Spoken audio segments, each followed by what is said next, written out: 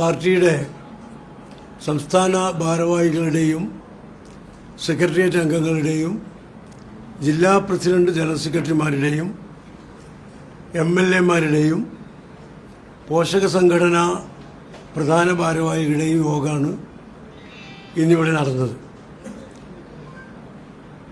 നിലമ്പൂർ ഉപതെരഞ്ഞെടുപ്പിൻ്റെ പശ്ചാത്തലത്തിൽ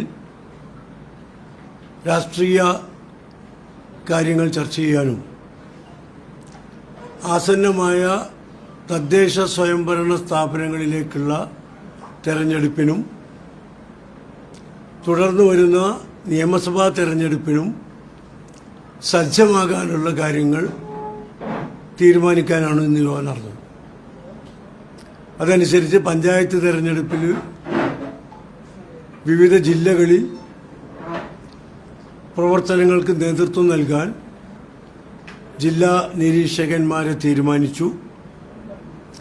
6-ാം തീയതി പബ്ലിഷ് ചെയ്യുന്ന പുതിയ വോട്ടർ പട്ടിക പരിശോധിക്കാനും പുതിയ വോട്ടർമാരെ ചേർക്കാനുമൊക്കെയുള്ള പ്രക്രിയക്ക് നേതൃത്വം നൽകാൻ താഴെത്തട്ടിൽ കമ്മിറ്റികൾ വിളിച്ചു ചേർക്കാൻ തീരുമാനിച്ചു.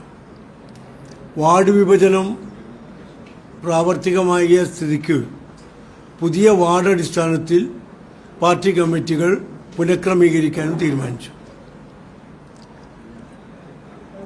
ഇന്ന് പ്രധാനമായി ചർച്ച പഞ്ചായത്ത് തെരഞ്ഞെടുപ്പിന് സജ്ജമാകുന്നതിനെക്കുറിച്ച് തന്നെയായിരുന്നു.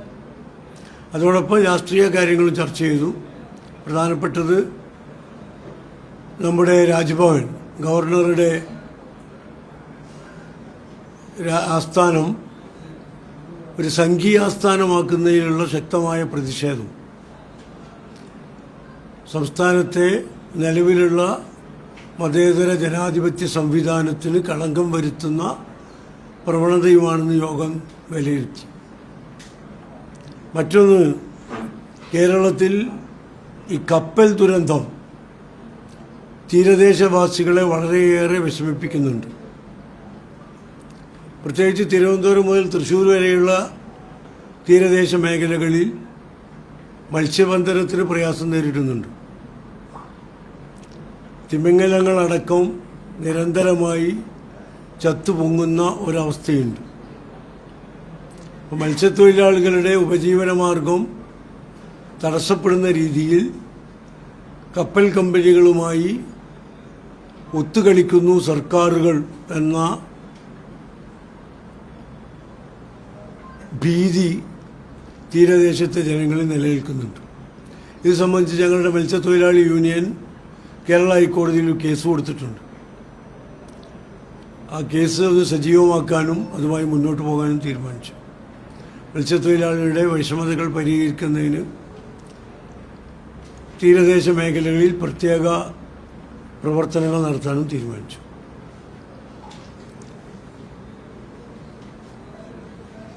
ഇതൊക്കെയാണ് ഇന്നത്തെ യോഗത്തിൻ്റെ പ്രധാനപ്പെട്ട നിലപാടുകൾ. അതോടൊപ്പം നിലമ്പൂർ ഉപതെരഞ്ഞെടുപ്പിൽ പാർട്ടി വളരെ ശക്തമായി പ്രവർത്തിച്ചു എന്നും ഉത്തരവാദിത്വം ഏൽപ്പിക്കപ്പെട്ട എല്ലാ MLA-മാരും പാർട്ടി ഭാരവാഹികളും പൂർണ്ണമായും അവരുടെ ഉത്തരവാദിത്വം നിർവഹിച്ചു, ആത്മാർത്ഥമായി നിർവഹിച്ചു എന്നും അതിന് ഫലമുണ്ടായി എന്നും യോഗം വിലയിരുത്തി. കേരളം എങ്ങനെ ചിന്തിക്കുന്നു എന്നതിൻ്റെ ചൂണ്ടുപലകയാണ് നിലമ്പൂർ ഉപതെരഞ്ഞെടുപ്പ് ഫലം എന്നും പാർട്ടി വിലയിരുത്തിയിട്ടുണ്ട്.